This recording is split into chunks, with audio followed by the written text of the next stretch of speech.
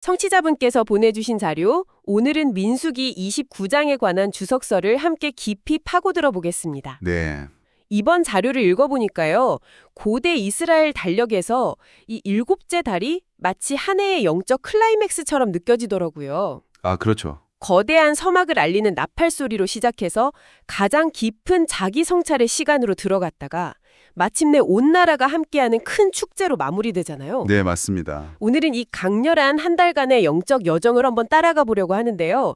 왜 이렇게 중요한 절기들이 전부 이 한 달에 집중되어 있었을까요? 바로 그 점이 아주 흥미로운데요. 주석에 따르면 하나님께서 일부러 이 시기를 고르셨다는 겁니다. 아, 일부러요? 네, 일곱째 달은 큰 추수가 끝나고 다음 파종을 준비하기 전이라 농경사화에서는 비교적 숨을 돌릴 수 있는 시기였거든요. 아, 일종의 휴식기 같은 때군요. 그렇죠. 마치 자, 이제 좀 쉴만하지. 그럼 그 남는 힘과 시간 나를 위해 써보는 건 어때? 하고 말을 거시는 것 같다는 거죠. 와, 시작부터 흥미롭네요. 우리 삶도 마찬가지로 바쁠 때가 아니라 오히려 여유가 생겼을 때 그 시간을 어떻게 쓰느냐가 중요할 수 있다는 걸 생각하게 합니다. 그럼 그 영적 여정의 첫걸음, 나팔을 부는 날부터 시작해 볼까요? 네, 좋습니다.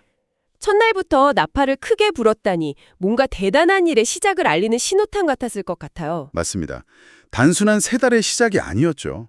주석에서는 이 나팔 소리를 예비나팔이라고 표현해요. 예비 나팔이요? 네, 곧이어 다가올 두 개의 큰 행사를 준비시키는 거죠. 하나는 열흘 뒤에 있을 가장 엄숙한 날, 속죄일이고요. 아하. 다른 하나는 보름 뒤부터 열릴 가장 기쁜 축제인 초막절입니다. 아, 성격이 완전히 다른 두 절기네요. 그렇죠.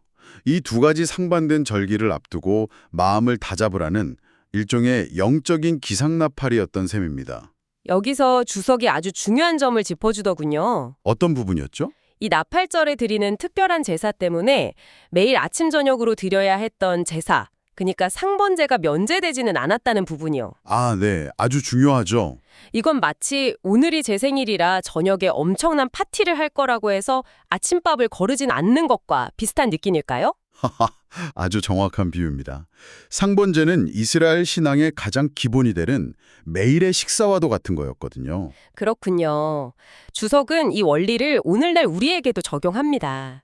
주일에 교회에 가서 성대하게 예배를 드렸다는 사실이 평일에 개인적인 기도나 말씀 묵상을 건너뛸 수 있는 면죄부가 되진 않는다는 거죠. 아, 특별한 활동이 일상의 꾸준함을 대체할 수는 없다. 바로 그겁니다.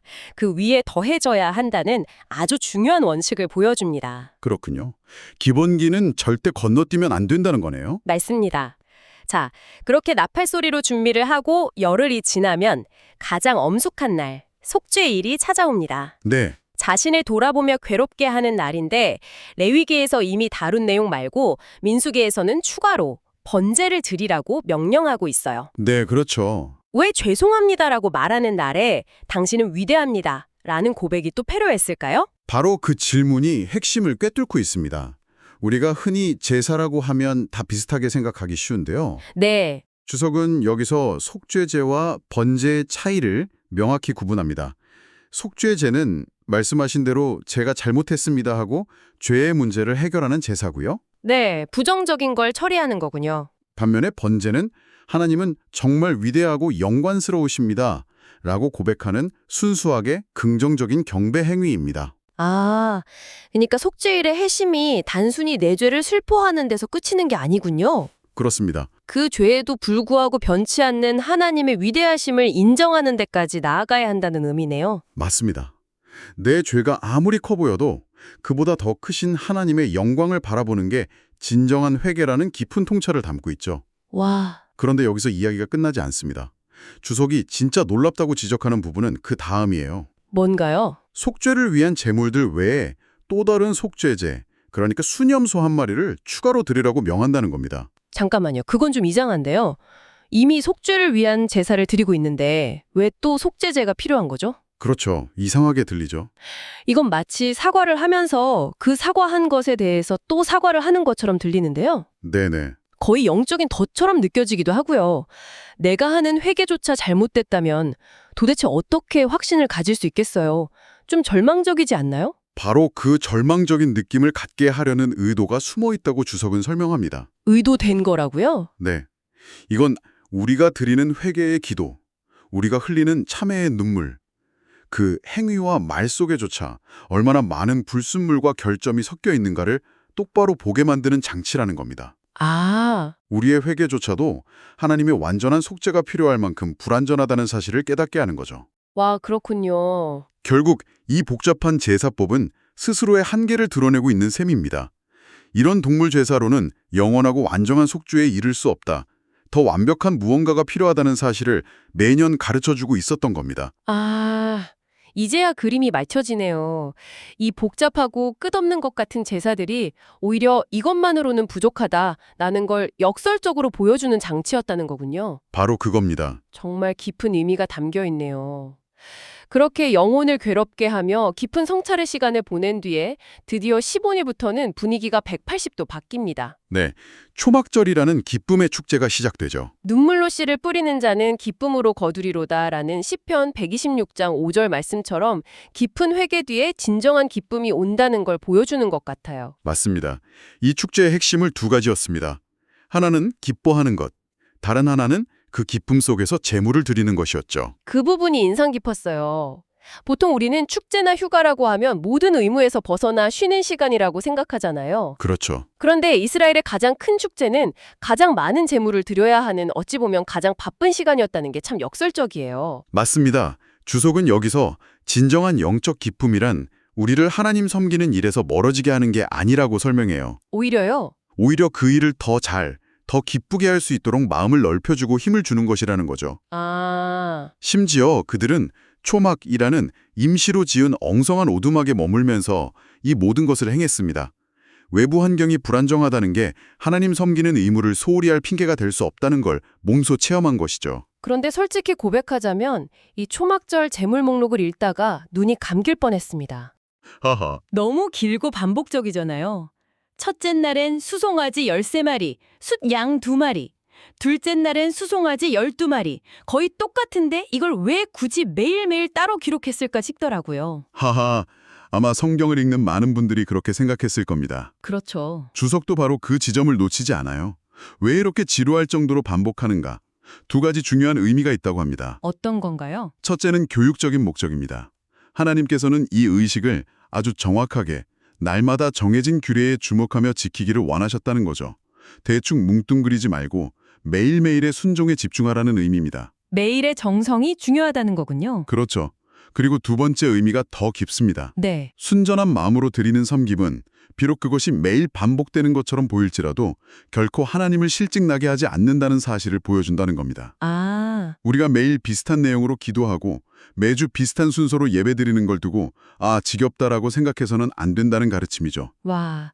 반복에 대한 관점을 완전히 바꿔주네요. 하나님은 우리의 그 꾸준한 종심을 받으신다는 겁니다. 그런데 그 반복 속에서 제가 발견한 가장 흥미로운 패턴이 있었어요. 어떤 거였죠? 바로 가장 비싸고 중요한 제물인 수송아지의 숫자가 매일 한 마리씩 줄어든다는 점입니다. 네, 맞아요. 첫날 13마리로 시작해서 12, 11, 마지막 7째 날에는 7마리가 되죠. 처음엔 그냥 소가 부족해졌나 하는 생각도 했는데 주석을 보니 여기에 정말 엄청난 상징이 숨어 있더군요. 네, 바로 그 부분이 이 주석의 백미 중 하나입니다.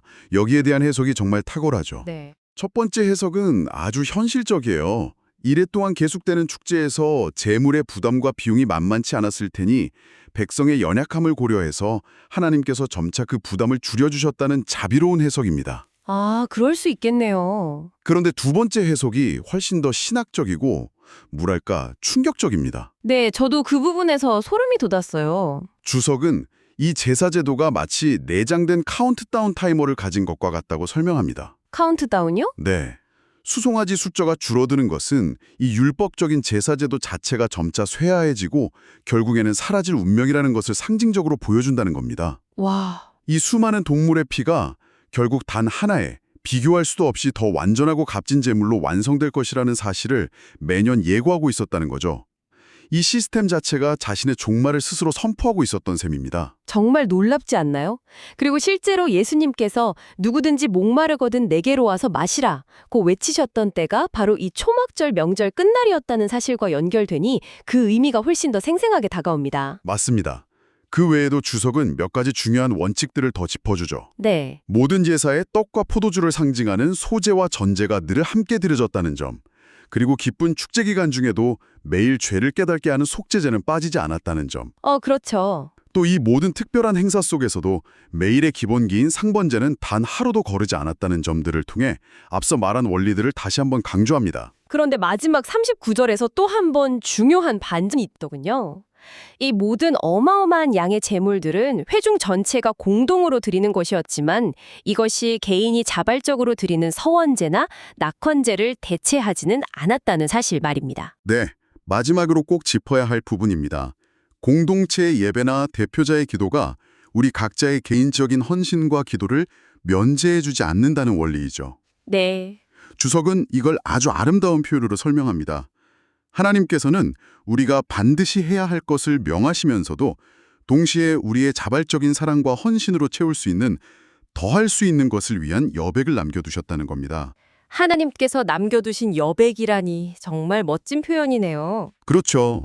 의무는 우리의 순종을 보이지만 그 여백을 채우는 자발적인 헌신은 우리의 사랑을 보여주는 거죠. 아, 하나님은 우리의 순종뿐만 아니라 우리의 사랑도 받길 원하신다는 깊은 의미가 담겨 있습니다. 오늘 민수기 29장을 따라가 보니 나팔소리로 준비하고 속죄로 깊어지고 초막절의 기쁨으로 나아가는 한 달간의 영적 여정을 생생하게 체험한 것 같습니다. 네, 그랬네요.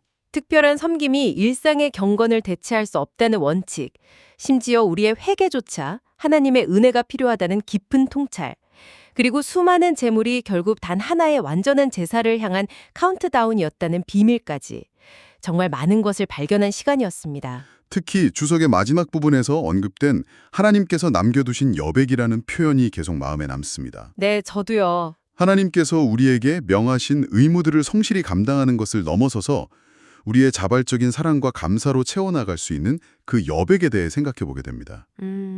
어쩌면 신앙의 진정한 기쁨과 성숙은 바로 그 여백을 어떻게 채워나가느냐에 달려있는지도 모르겠습니다.